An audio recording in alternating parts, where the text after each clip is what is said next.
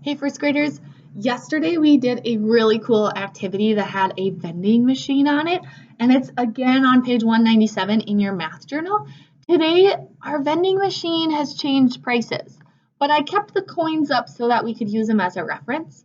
So, on your vending machine, it says on page 1, new vending machine prices. Which snacks cost more than they did before? So, you're going to look at the vending machine that's on the Seesaw page and look up the one on page 197 and compare prices. Compare means to take two prices and see which one's more and which one's less. So you're going to look at them and you're going to go, okay, peanuts are now 60 cents. And on page 197, they were 55 cents. So that means they increased. They are at cost more. So I'm going to go through each and every single one, and I'm going to make note of which ones changed in price. And that they were more, not that they are now cheaper, but that they cost more. So I'm going to be focusing on costing more. And I might write those down on a piece of paper first before I fill it in on my Seesaw, or you might be better at it than Miss Weisel and you'll just fill it out on Seesaw first and only do it one time. So that's my first job on number 1. Now right below number 1 is number 2, and it says which snack had the greatest increase in price?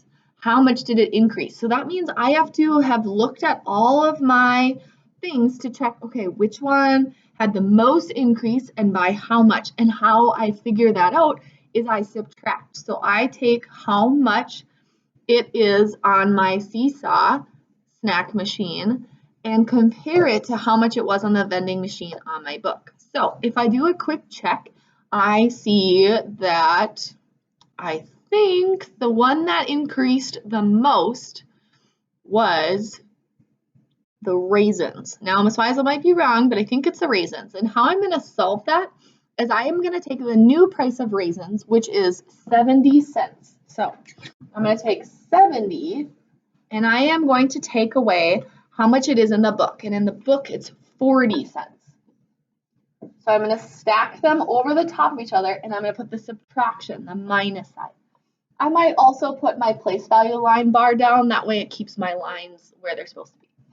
So remember, you always start over here. Okay, in the ones place. 0 minus 0. That's 0. Okay.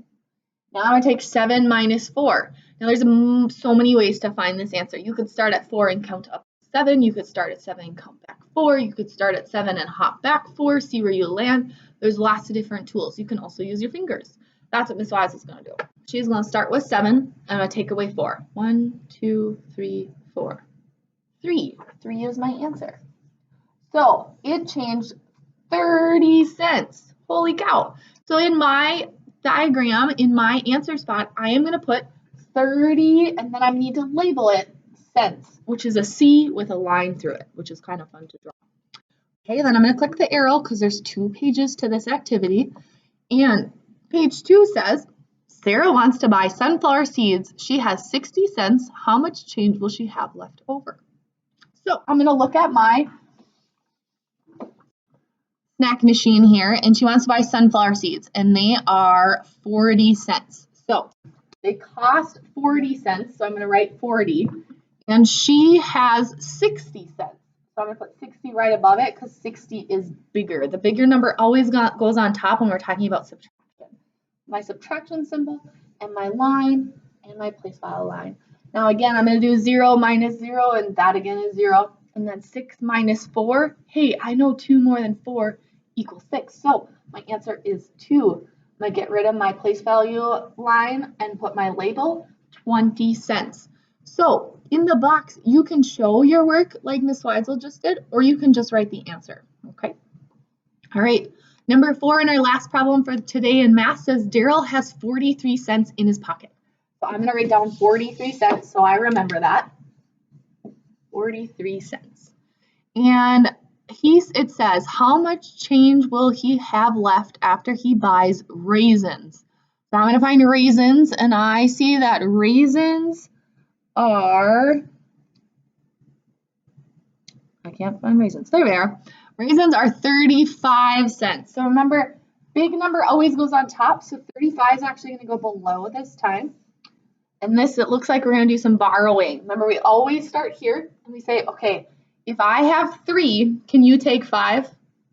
No. So we need to borrow. We need to take some from the other side. So we're going to take 1 from this 10's place. We're going to change this 4 to a 3 because we're bringing that 10 over here. Now, we have to think to ourselves, what is 10 plus 3? 10 plus 3, 11, 12, 13. So this now, number 3 turns to a 13. Now I'm going to take, because we still start in the 1's place, 13 minus 5, and I'm going to count backwards using my fingers. So I'm going to go 12, 11, 10, 9, 8. 8. And then I'm going to come over here, 3 minus 3, 0. And I don't have to write anything. So he will have 8 cents left over. So I want to make sure I include my label in there as well. That's all we have for math today. I'll see you again tomorrow. Bye.